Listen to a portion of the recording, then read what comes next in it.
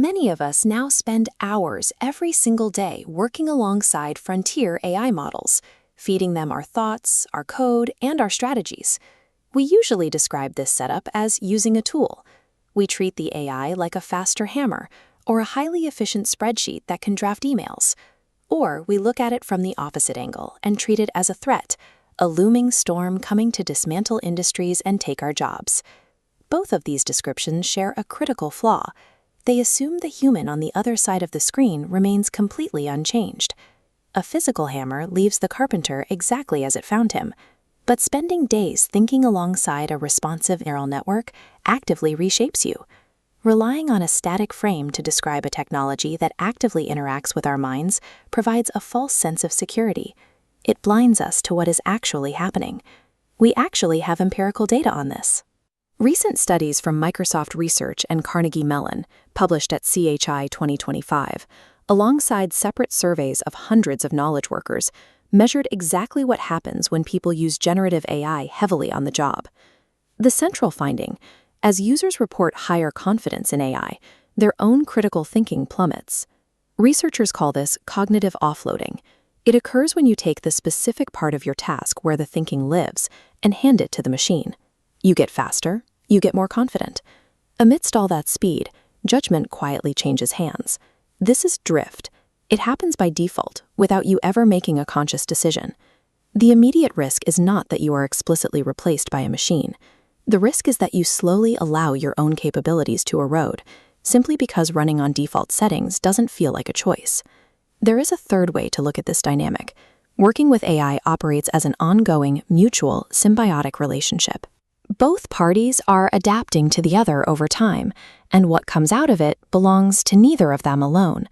Every relationship has terms, roles, boundaries, what you check and what you trust.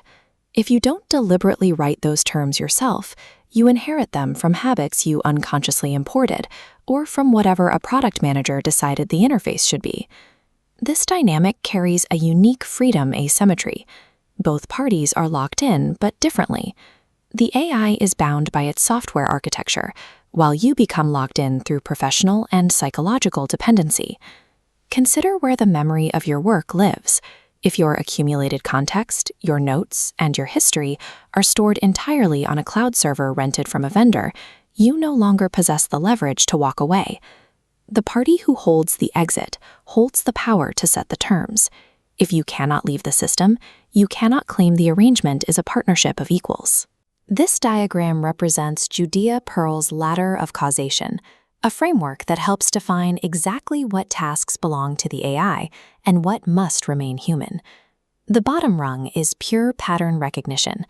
Machines are already extraordinary at this first rung, finding patterns in massive datasets.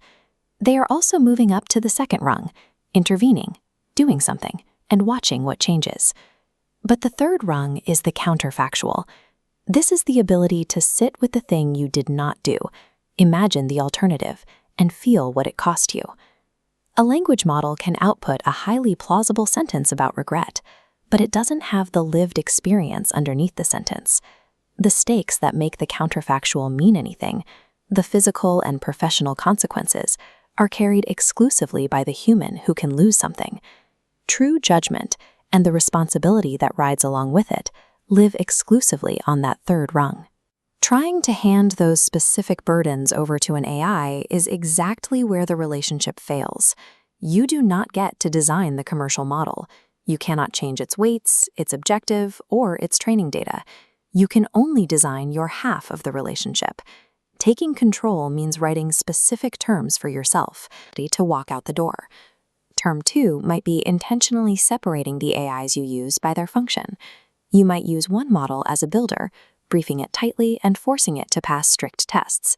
Then you use a completely different model as a thinker, briefing it loosely, specifically to argue with your ideas. Term 3 is maintaining absolute ownership over final judgments. You establish a strict rule that you personally verify anything containing a number, or anything that arrives perfectly confident, round, and flattering to an argument you were already making. Designing these boundaries transforms an unpredictable software interface into a deliberate digital team. It guarantees that the accountability stays with you. This relationship is already running right now. It has a location and it has terms, whether you sat down to write them or not. So here is the baseline test for your own workflow. If you cannot write down the specific terms of your relationship with AI on a napkin in under a minute, you are already drifting.